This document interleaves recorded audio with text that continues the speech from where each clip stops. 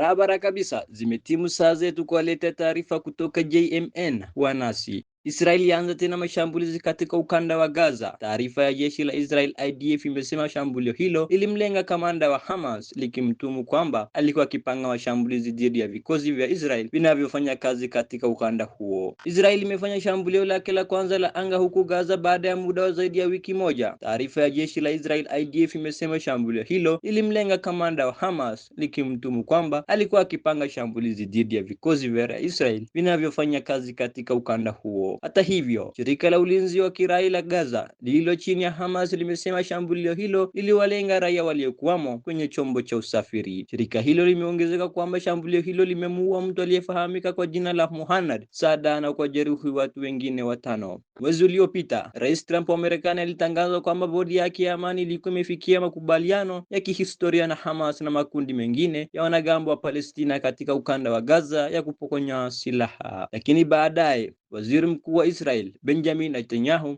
alitangaza kwamba Israel imeukataa mpango huo.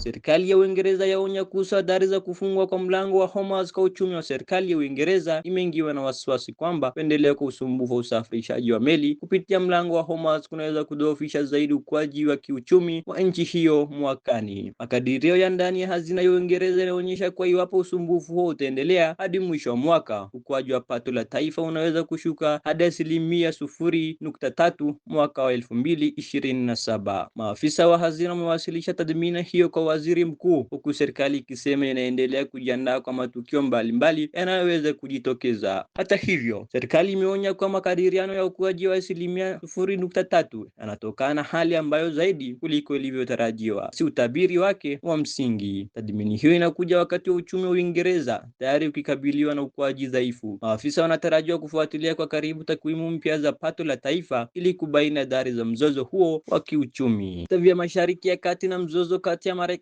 na Iran vimesababisha kupanda kwa bei za nishati za kuvuruga kwa kiasi kikubwa usafirishaji wa meli kupitia mlango wa Hormuz, njia muhimu ya usafirishaji wa mafuta duniani.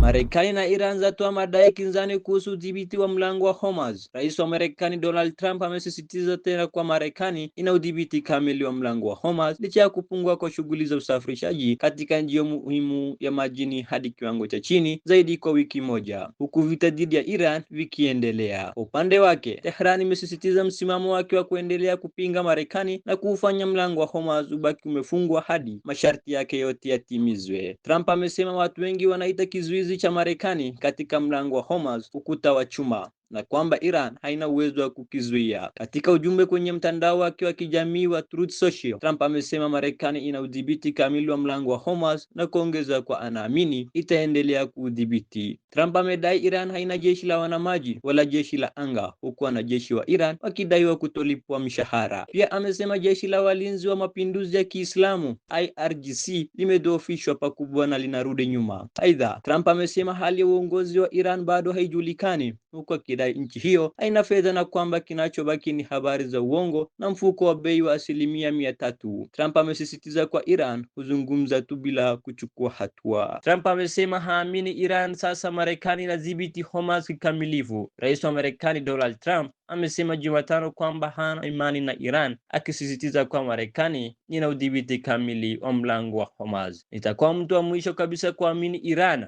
wamekuwa wakinidanganya kila mara. Awali, kamandi kuu ya jeshi la Marekani CENTCOM ilisema kuwa imezuia na kuifanya meli iliyokuwa ikielekea katika bandari ya Iran ishindwe kuendelea na safari. Katika taarifa iliyochapishwa kwenye mtandao wa X, CENTCOM ilisema meli hiyo ilikuwa na bendera ya Panama iliyokuwa ikijaribu kupita katika Ghuba ya Oman. Kwa upande mwingine, katibu mpya wa Baraza Kuu la Usalama wa Taifa la Iran, Mohsen Rezai, amesema mlango wa Hormuz utafunguliwa hadi Marekani ibadili msimamo wake na ikubali masharti ya Iran. Katika siku mbili zilizopita, Iran na Marekani zimeongeza ukali wa kauli zao kuhusu mzozo huo. Katibu wa Baraza Kuu la Usalama wa Taifa la Iran, Mohsen Rezai, amesema Jumanne kwa mlango wa Hormuz utaendelea kufungwa hadi Marekani ikubali masharti ya Iran ya kumaliza vita. Masharti hayo hayo ni pamoja na kuachiliwa kwa mali za Iran zilizogandaishwa na kusitishwa kwa vita katika maeneo mbalimbali ya Mashariki ya Kati likiwemo Lebanon na Gaza. Kauli hiyo imekuja baada ya Rais Trump Jumatatu kuitaka Iran ilipe fidia kwa watu waliouawa katika vita, mashambulizi na maandamano katika kipindi cha miaka 50 iliyopita. Katika kipindi chote cha mzozo huo, kauli za Trump zimekuwa zikibadilika kati ya kuitisha kuongezeko mashambulizi na kusema kwa makubaliano yako karibu kufikiwa. Katika mahojiano yaliyorushwa Jumatatu usiku, Trump amesema hali ya sintofahamu inaweza kuendelea kwa muda, akisema huenda kaamua kusubiri na kuona kitakachotokea. Vile vile, Rais wa Marekani Donald Trump amedhibitisha kuwa alibadilisha ndege kwa siri alipokuwa akiondoka kwenye mkutano wa NATO nchini Urusi mwezi uliopita, kutokana na uwezekano wa kuwepo kwa tishio la kiusalama. Taarifa hiyo imekuja baada ya kuripotiwa kwa Trump alipanda ndege ya Air Force One tarehe 8 Julai mbele ya kamera za televisheni kabla ya kuhamishwa kwenye ndege ya kijeshi kwa msaada wa gari la kubeba chakula. Mabadiliko hayo ya ghafla yameibua maswali kuhusu iwapo watu waliokuwa kwenye ndege iliyotumika kama chombo waliwekwa katika hatari. Hata hivyo, Trump amesema Jumanne kwa ndege ya kijeshi aliyopanda ilikuwa katika hatari kubwa zaidi. Maafisa wameambiwa CBS News, mshirika wa BBC nchini Marekani, kwa Marekani ilikuwa imegundua tishio la kuaminika kutoka Iran la kurusha kombora kuelekea ndege hiyo. Waandishi wa habari na baadhi ya wafanyikazi wa ikulu wa Marekani waliokuwa ndani ya ndege hiyo hawakujua kwa Trump alikuwa ameondolewa kwa siri kupitia mpango maalum wa kupotosha kutokana na tishio linalodaiwa kutoka Iran.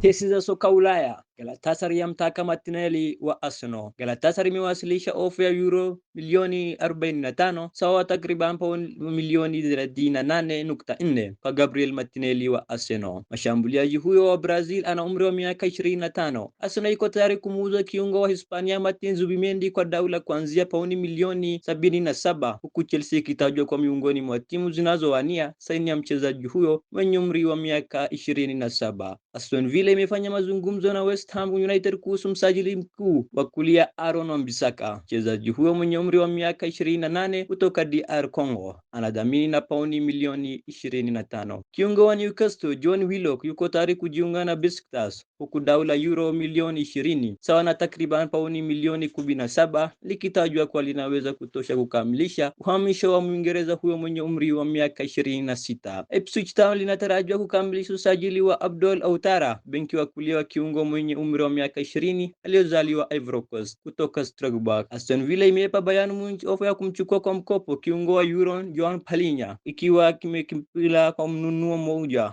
kwa moja. Hata hivyo, Bayern inaendelea kuhamisho wa moja kwa moja. Newcastle United inaendelea kwa kasi na mazungumzo ya kumsajili benki wa kulia Amar Dede kutoka Benfica. Mchezaji huyo wa Bosnia na Herzegovina mwenye umri wa miaka 23 anakadiriwa kuwa na dhamani ya karibu pauni milioni 25. Hayo tu kwa siku ya leo. Asanteni sana.